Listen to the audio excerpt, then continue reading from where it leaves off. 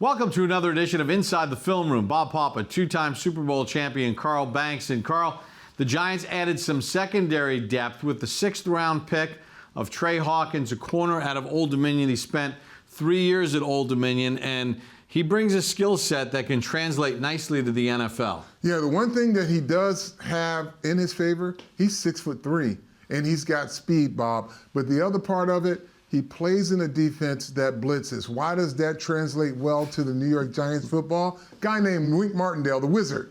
So what he has is a great sense of timing, but he also long-rangey guy, and they can blitz him. And you can see now his ability to obstruct the quarterback. You see him coming. I'll bring it back and just circle him here. You've got the receiver on the numbers. Ball's in the near hash to him. So they call a blitz to his side. And you'll see, long-rangey, gets right in the quarterback's line of vision, throws off the play. That's one thing that he can do that Wink Martindale will like, right? Because he's long-rangey, he's not a small corner, he can get in the quarterback's line of sight.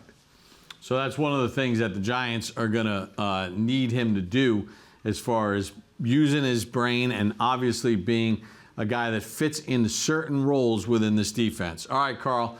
What do we have up next? Again, another play where it's a demonstration of him understanding blitz concepts. Here's a bunch formation here, clear that, and Hawkins is here. So they're going to run a blitz, Bob, but understanding when his guy blitzes, there's only going to be a certain amount of time for the quarterback to throw the football. So his coverage, here alone, he picks his guy up right away. Blitz is on, you've got a safety here, a linebacker who's free, but he disrupts the route. Quarterback overthrows the football, safety makes it. Now, why is this important? You say, well, he didn't intercept the football. No, what he did, he understood what the blitz was doing. He understood the route, stays on his outside technique.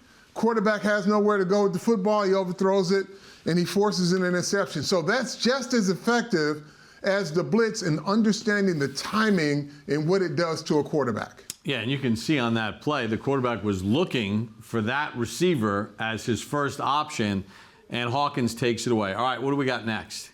On a go route, Bob, you have him. Again, now we've seen him in the box. We've seen him blitz on the outside, all in man coverage, right? Now he's playing a little off man here at the top of your screen.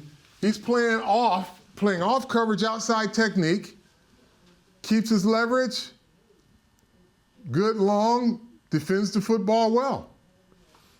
He's going to have some tweaks he has to do with his technique in some areas, but he has all the raw materials, but he also has the knowledge of how football is played at the NFL level. Yeah, and clearly from his study, you could see that he had a pretty good concept of what route his opponent was going to run, and he kind of had that 10-yard cushion and bailed to the go route. So he identified what they were doing. Well, see, and that's the benefit of a cornerback or a defensive back who plays in a blitzing defense.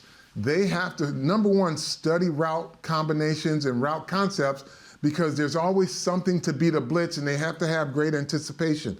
That's the one thing that he brings into this organization is his ability to anticipate routes just based on what the defense is doing and by formation. He's going to have to work his technique a little bit. He's going to have to refine it.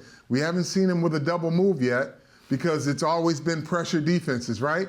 But he understands route concepts and he understands the timing of when to look for the football based on what the defense is doing. He'll certainly get some looks of that in training camp. That's a look at Tre Hawkins, cornerback, 6th-round pick out of Old Dominion. For Carll Banks, I'm Bob Papa. Thanks for joining us for this edition of Inside the Film Room.